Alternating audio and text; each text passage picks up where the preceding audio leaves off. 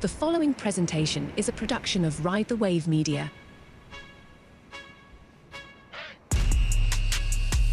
We are those guys. We hope to be your guys, bringing you the latest. Again, continuing our conversation about the NFL schedule release, knowing full well that while taking a look at the big picture, the week the schedule came out, here we are now, Nick. We've had some time to digest, and there are some matchups particularly that pique our interest. And I guess we should probably dive in after we say, what's going on, Nick Ferguson? Hey, Alex Hardy, what's going on?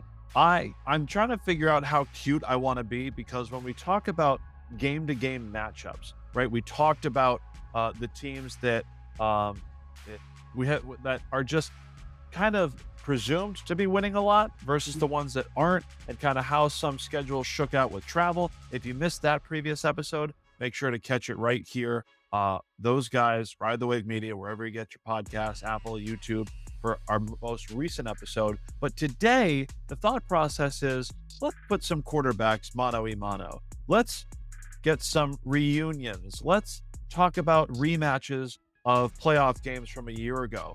Particular matchups that Nick Ferguson, you have circled on the calendar with this NFL schedule fully out and available. So I'll start with you, Nick. I think we have 4 matchups each, so we're going to talk 8 games in total, where we are just intrigued with what it looks like on paper, knowing we've got a long way to get to the regular season. So, Nick, I'll tee you up the first game that you have circled on the NFL calendar from a matchup perspective. The first game, it is Washington versus the Bears. It's a Week 8 matchup between Jaden Daniels and Caleb Williams. But by this point in the season, Week 8, we should have some kind of idea of what direction both organizations are going down. And it would have given either player, Daniels or Caleb Williams, an opportunity to kind of get their feet wet. So they're going to have their butts and bruises along the way. But the guy that went 1 and 2, we get a chance to see them in Week 8. So Week 8, we can presume, well, Caleb Williams, already named the Week 1 starter, which is absurd considering they haven't played any organized football, whatsoever. But that's the approach that this team is taking with their number 1 overall pick. Week 8, you'd think that Jaden Daniels is ready to roll, fully entrenched if he doesn't win that job over Marcus Mariota in the summer. So what kind of rust do you think or, experience these rookies can gain so that they may be starting to click come Week 8, as opposed to, let's say we saw the number 1 and the number 2 overall pick duking it out Week 1 or Week 2? Well, the biggest thing is, once again, look at when this match actually takes place. We're talking about Week 8. So obviously, like you said, Matt Eberflus has already jumped down and said, well, Caleb Williams is our starter. You take a guy number 1 overall, you figure that's going to happen. Now with Jaden Daniels, obviously you have a veteran in Marcus Mariota, like you mentioned, but at that point of the season, you're 8 games in, right? So Paul Peters and Dan Quinn should have somewhat of an idea of what direction that they're going in. If Mariota's named the starter and things are not going great, at that point, you can go and use Jaden Daniels. You get an 8-game, 9-game sample size of what he could be as you roll into 2025.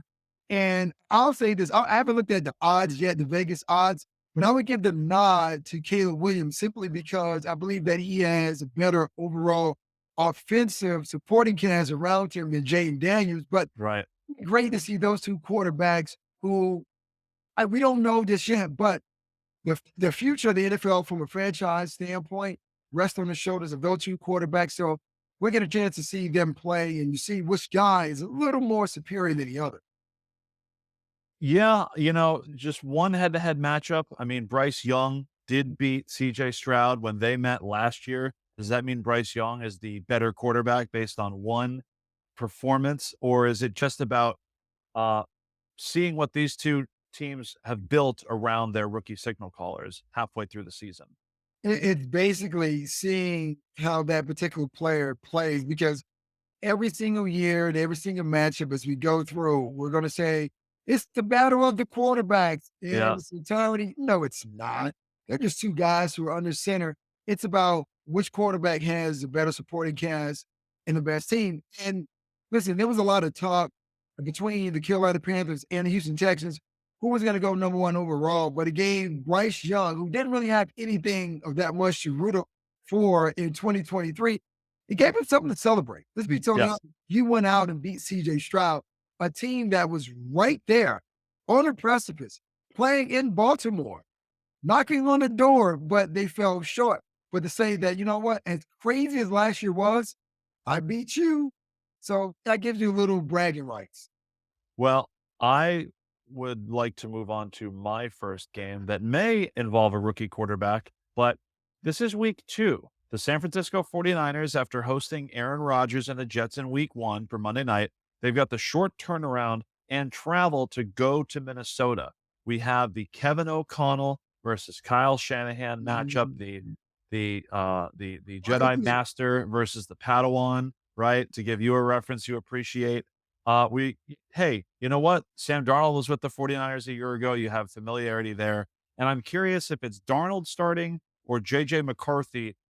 In my opinion, the 10th overall pick with a Brock Purdy skill set, we're not sure which quarterback we get from Minnesota, but we have the Kevin O'Connell pupil, the first up against Kyle Shanahan. I'm not quite going to count Robert Saleh on the defensive side of the football, though he served under Shanahan and you coached with them in San Francisco. So a meeting of the minds. You've got O'Connell versus Shanahan week 2, Nick. Well, I'm going to give the nod to Kyle Shanahan. Of course.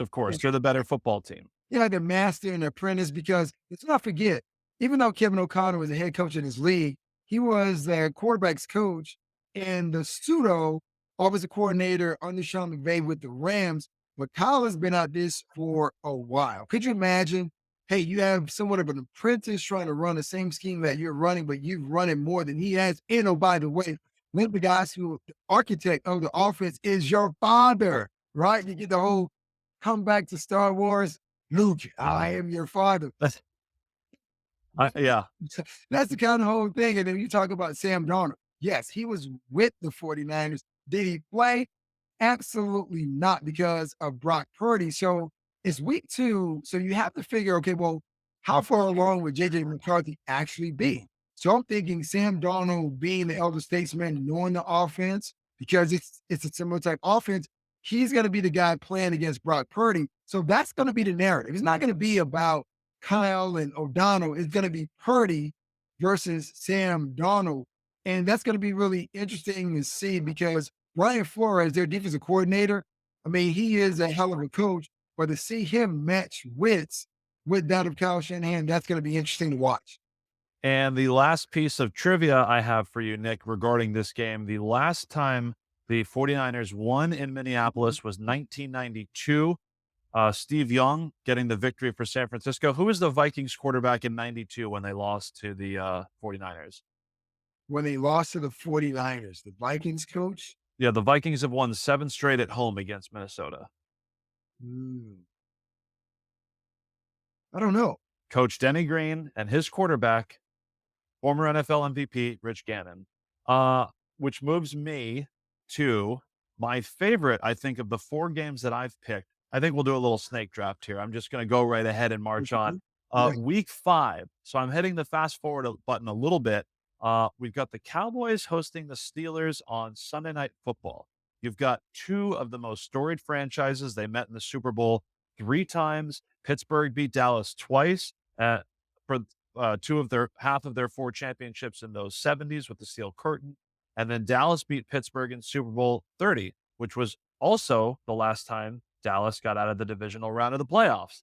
So assuming it's your guy, Russell Wilson, for Pittsburgh, he's 3-1 all time against Dak Prescott. The last time that Dak beat Russ was in the 2018 wildcard game when Russ was with Seattle. However, Russell's got the better stats: 9 TDs, 0 picks, and 4 starts against Dallas, where Dak has 6 interceptions in those 4 games. So clearly you've got both teams at a crossroads. Russell Wilson in a brand new scenery. But as we've seen with his history, he's had the ability to step it up when playing the Dallas Cowboys. Yeah, he definitely has. And here's the thing. This matchup comes down to who has the better supporting cast. when you look at the Dallas Cowboys, Michael Parsons has been a monster. But as Dan Quinn found out himself, I can't line him up every single play on all three levels and have a level of success.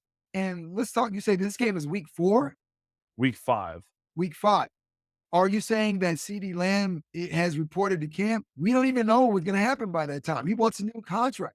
So if CeeDee Lamb is there, it makes things that much easier for Dak Prescott. But if he's not there, it's even tougher because who has a better defense, the Steelers or the Cowboys? And I'm going to lean towards the Steelers. And Yeah, Pittsburgh. we don't know, will Russ be the starting quarterback? To me, it doesn't make a difference because if Justin Fields is the starting quarterback, both of those guys possess the same skill set. One's younger and one's just a little older. It's almost like a used car and a new car. Right. And you have familiarity with both of these play callers. The Cowboys have Brian Schottenheimer, who took over for Kellen Moore. Meanwhile, Arthur Smith steps in after his tenure with the Atlanta Falcons. These are both guys that want to run the football. They just have to have the personnel to match. The Steelers moving heaven and earth to add offensive linemen in the draft and an emphasis on that running game. Also trading Deontay Johnson, their top receiver. This team is telegraphed. We want to run the football. And the Dallas Cowboys, I think, based on having no pass catchers outside of CeeDee Lamb and Brandon Cooks, we want to run the football. And Zeke is back for his swan song after leading my New England Patriots in rushing yards last year. Wait, come on now. Well, that's not hard to say, leading your New England Patriots in rushing yards. Yes. Look, even though Zeke seems to still be a very reliable, right? I use that word very loosely, reliable running back. 3 yards in a cloud of dust. That's what we guess. Harris. When you look at the Pittsburgh Steelers, that's how that franchise had been built on doing two things and doing two things well: running the ball and stopping the run. So if you're suggesting that somehow, right, Jerry Jones is going to be able to move heaven and earth and Zeke is going to have a great day on the ground, I'm going to say no. That's it. Well, it's one of 6 primetime games that the Dallas Cowboys have. Nick, I believe next up for you, you've got a game not quite in prime time, but an exciting divisional matchup nonetheless. Yeah, you know what? Let me see which direction I want to go, but I'm going to go I'm going to go week 7, NFC East, Giants versus the Eagles. And the reason I love this matchup is because these two cities, they hate each other. They hate each other. Every sports team, hockey, baseball, they hate each other. But the hate was only inspired more by the idea of Saquon Barkley going and joining the division rivals and his back and forth on social media with Tiki Barber. Yeah, right? That's right. So that only is going to add to the energy of this game. But we know when we look at, Philadelphia, they lost DeAndre Swift to Chicago. And now you got Saquon Barkley, a guy who carried the Giants. He carried them by himself, literally. The face of that team. Granted, we're seeing Daniel Jones with those tan pants and the new uniforms, but Saquon Barkley was that franchise. Yes, and they cast them astray because of positional value. Insane. And listen, I can tell you this. Like, it's great when someone passes on you. It's even better when it's someone that you were so thankful for them drafting you. Now you go to another team who's a rival in their backyard and you get a chance to force feed it down their throat. See, this is one of those games I really love to watch because I know you look at the AFC North as being black and blue division, but no. This game is going to be the black and blue game between the Giants and the Eagles. Now, I've got notes for both. One, Nick, I want to congratulate you and tell you well done, because again, the division matchups, you got 2 of them, but this week 7 matchup, yes, it's Saquon Barkley going back to MetLife, but also the next time they meet is week 18, when we already know the Giants are out of contention. I won't say that the Eagles are going to run away with the division like they did 2 years ago, but what I've said on this podcast, and I'll reiterate it here, is that Drew Lock is going to be the Giants' starting quarterback by the time we get to week 18. We talked about this with Russell Wilson's example. For a guy that's never been injured, Sean Payton benched Russell Wilson because of the injury guarantees. The New York Giants can get out from the Daniel Jones contract unless he gets injured this season because he's got 2 years worth of injury guarantees. So we get to a certain point and we figure out that this Giants team isn't going anywhere, or even worse, they're 500 and picking 12th or 13th overall. uh, Daniel Jones is going to be riding that pine, and your guy Drew Lock is going to have to step in. If not for some Tommy DeVito nonsense we get again. But the week 7 matchup is the juicier one, even though the NFL prides themselves on putting those divisional matchups at the end of the season. And yeah, I just think uh, it's kind of the put up or shut up time for the Giants. If they can't beat Saquon or those Eagles in week 7, we may see Drew Lock sooner than we expect. Because again, if we're going to bench Russell Wilson, who's never had a significant injury, what do you think the Giants are going to do, knowing his long injury history and the type of guaranteed money Daniel Jones would be given, compared to, wiping themselves clean? We're also going to get my second point on this. We're also going to see a Malik Neighbors matchup with a pair of defensive back rookies that the Eagles selected in Quinion Mitchell and Cooper DeJean. So it'll be interesting to see how the Eagles, by week 7 now, deploy those rookies into one of the league's worst secondaries, where you've got the veteran experience pieces on the outside, adding 2 rookies into the formula. It'll be interesting to see how the Giants combat that with Neighbors and not a whole lot of weapons otherwise. Although, Well, just shout out Devin Singletary. You go ahead. well, I'll say this. Here's how the Eagles are going to really slow down neighbors. Because let's be totally honest, who do they have on the wide receiver front that is a real threat? Neighbors is just going to be a rookie wide receiver. Mhm. And you need multiple threats to really make it difficult on the defense. And even though I know Philly's going to have some young, corners, Darius Slay is still there. That Right. defense that they drafted, all those guys from the University of Georgia, are still there. So that's way that whether it's Daniel Jones or Drew Lock, this is the way that you slow those guys down, being able to put a lot of pressure on that quarterback, speeding up that clock, even if Neighbors is open. Yeah. Can't get it to him. Yeah. So I'm going to give the early nod to the Philadelphia Eagles over the Giants. Of course, and at 6 foot, 200 pounds, Malik Neighbors is a Goliath compared to the 4 or 5 tiny slot guys. You mentioned Yeah. Darius Slayton, Wandale Robinson, Jalen Hyatt, Isaiah McKenzie. Oh, but hey, they did just add Allen Robinson into the fold. So that Giants Yeah. offense, my goodness. I think you've got another pick that you can make, Nick, with your best matchups looking head to head for the 2024 schedule. Yeah, another one I really love because I love watching guys face off against their former teams. Kirk Cousins against the Vikings in week 14. Yes.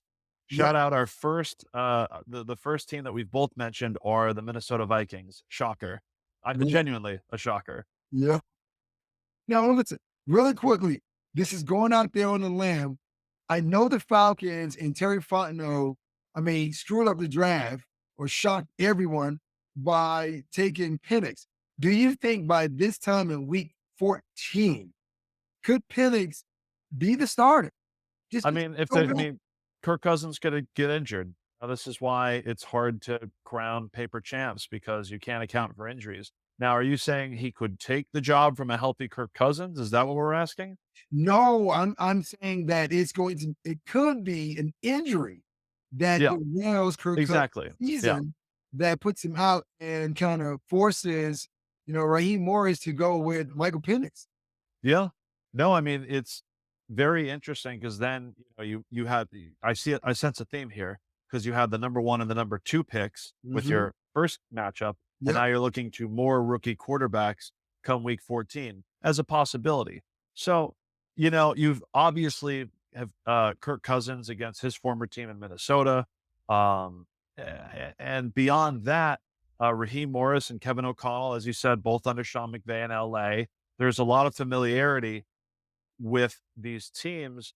And by week 14, we're going to understand the play caller for Atlanta, Zach Robinson's identity in his first opportunity calling plays. So I'm fascinated. Of course, by week 14, you hope we have everything kind of shaken out because correct me if I'm wrong, week 14 was kind of a healthy scratch game for Bijan Robinson, more or less, or he played a handful of snaps and Arthur Smith sat him with a migraine. It was kind of bizarre. And the mystery surrounding this team, I'm hoping dissipates when we see come week 14 against the Vikings. We know how the Falcons can utilize Bijan Robinson and Tyler Algier in the backfield. The pass catchers in Drake London, Kyle Pitts, coming over from Chicago. Who Why is his name escaping me? Darnell Miles Mooney. yeah, Darnell Mooney. yeah.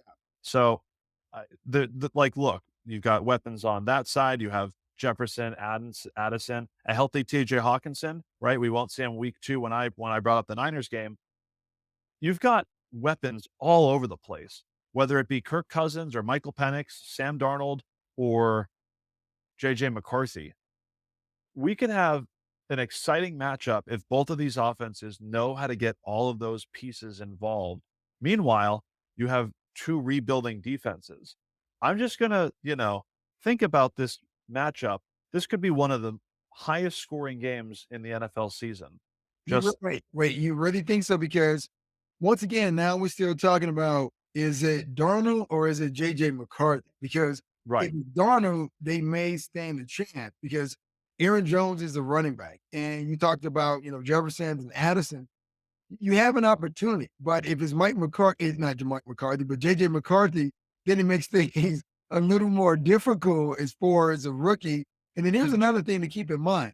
It is week 14, and I still think that the Falcons will be contending with the Tampa Bay Buccaneers. So it's going to be a game that they can't just relax because in Mhm. order to overtake the Bucks and win the division, that's going to be one of those games that they really need. So who is the quarterback? We don't know. A lot of things can happen at that time, but that would be a game where you can't rest your starters because you're still trying to think about seeding in the playoffs. My last 2, Nick, I think are kind of the low hanging fruit. I thought I'd get fun with, the first 2 games that I picked out, but Yeah. if you Google best matchups of 2024, I couldn't leave these off because in week 12, you have the Brother Bowl, you have Yeah. the Ravens at the Chargers, John Harbaugh going back to face Jim. Correct me if I'm wrong, the last time they faced off was the Super Bowl, Super Bowl. right? Yep. Right. So you also have the angle where the brain trust of the Ravens and Joe Horitz, who was in Baltimore for 25 years under Ozzie Newsome, under Eric DeCosta in the scouting department, is now running the front office for the Chargers. You see Gus Edwards, J.K. Dobbins, other Ravens type players that go over there. Jesse Minter, who left Baltimore to Michigan when Mike McDonald went to Baltimore. You just obviously the brothers and their style of football. There's cross pollination between these 2 teams that will show up on the football field. And then Lamar Jackson, his first playoff game in 2018 was a wild card loss to the Chargers, where we were starting to see those flashes. We had debates. Flacco should be starting next year. Lamar Jackson went on to win the MVP. So I just think that while it may not be as high scoring as the Falcons and the Vikings come week 14, Nick, I'd like to see a lot of fireworks and maybe the most rushing yards in a single game this season. You think the most rushing yards in a single season will come in that game?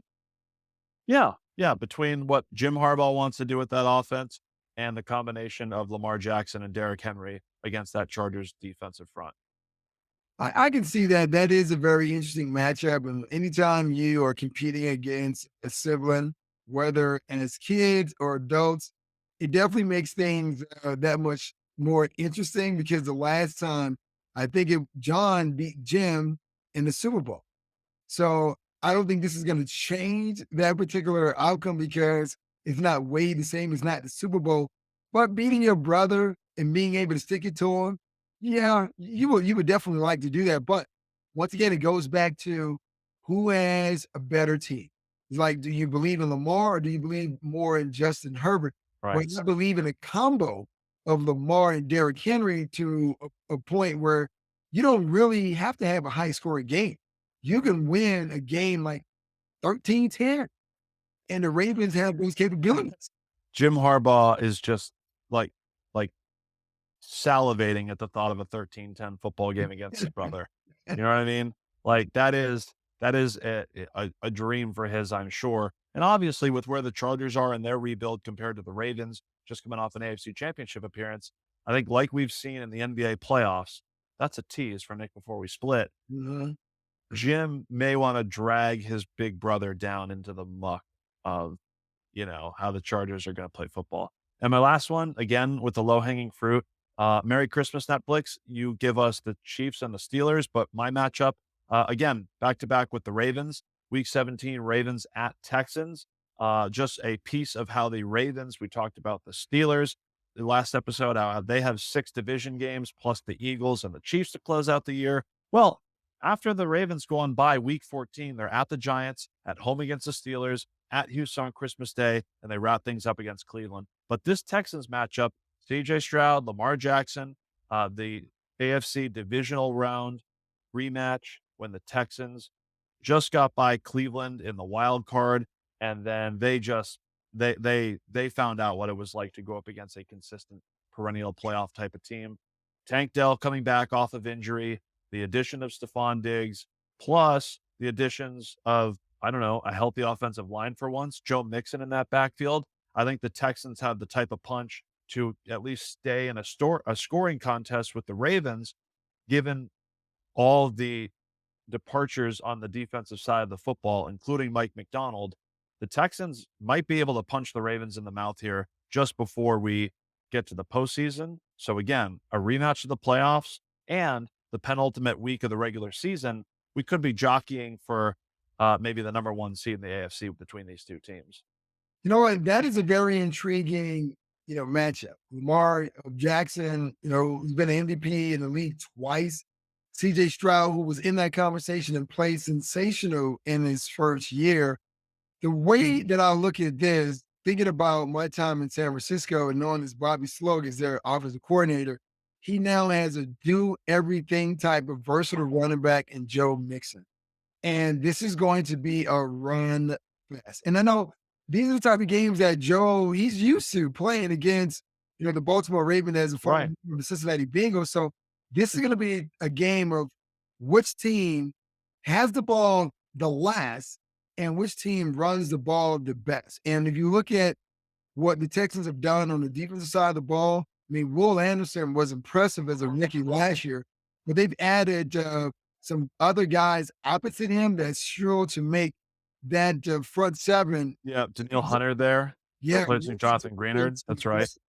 Run against. So they've gotten athletic, more talented, more aggressive on that defensive side of the ball for the Texans, and it looks similar. Like if you put each roster side by side, it looks like both of these rosters kind of are mirror images of one another because the idea is getting after the pass rusher. I mean, getting after the quarterback with your pass rushers, but also having that physical nature, right? Always punching someone in the face. That's kind of the idea that both teams want to have. So once again, I dare say it again, we know defense wins championships, but that could be the theme of this season for so many teams because last season, a lot of teams struggling scoring points in the red zone. And when you build your defense, it makes it really tough. Well, I just thought it was kind of funny seeing the defensive additions that they made. Certainly, I mentioned Hunter, Danico Autry on the defensive line, but they're collecting bust top 10 cornerbacks in Houston like they were infinity stones on Thanos' gauntlet because, of course, they drafted. You talking about Jeff Okudah?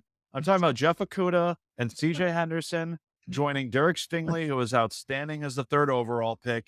And like Lonnie Johnson was a high 2nd round selection. They're just stacking these, incredible athletes that may have flashed in college and just it didn't work out in Jacksonville or Detroit in the case of Okudah. They're rolling the dice on these incredible athletes that hopefully can give them quality corner play, which was a huge issue for them, the Texans, that is, this past season. So, Nick, you've got one more matchup that you're looking forward to on the 2024 Well, season. before we get there, I'll Oh, say, okay. even though what you're saying is true, you have former first rounders, second rounders being pulled in by the Texans. The idea is that if you make your pass rushers that much more superior, we talk Danielle Hunter and we talk about Will Anderson, it's going to make everything lovely in the back end because the quarterback is not going to have that much time. He's got to get rid of the ball. Right. So Yes. you can get the best out of those guys with a better pass rush. Yeah, exactly. Making life easier. Yes. Making our last matchup, Nick. All right, last matchup, week 4. We're talking about the Vikings versus the Packers division matchup. You have Aaron Jones playing against his former team, and every guy wants to play well against his former team. And going back to Kevin O'Connell and what he wants to do with his running back, you got a dynamic guy. I mean, you go back to watching Aaron Jones play against the Cowboys in the playoffs, playing against the 49ers in the playoffs, still showing as though he's got that burst and explosion. Now, you add that with some superiority at the tight end position, the 2 wide receivers, that opens up everything, creates a lot of space. So it's going to be great to see how Aaron Jones responds to playing his former employer, who told him at the last minute, you know what? We're going to take on Josh Jacobs and we're going to send you out the door. So to wrap things up, Nick Ferguson's 4 games that he has circled on the 2024 season. Week 4, Packers, Vikings. Week 7, Giants, Eagles. Week 8, the battle of the top 2 picks, Chicago, Washington. Week 14, Atlanta and Minnesota, the Kirk Cousins game. On my end, week 2, you've got the 49ers, Vikings.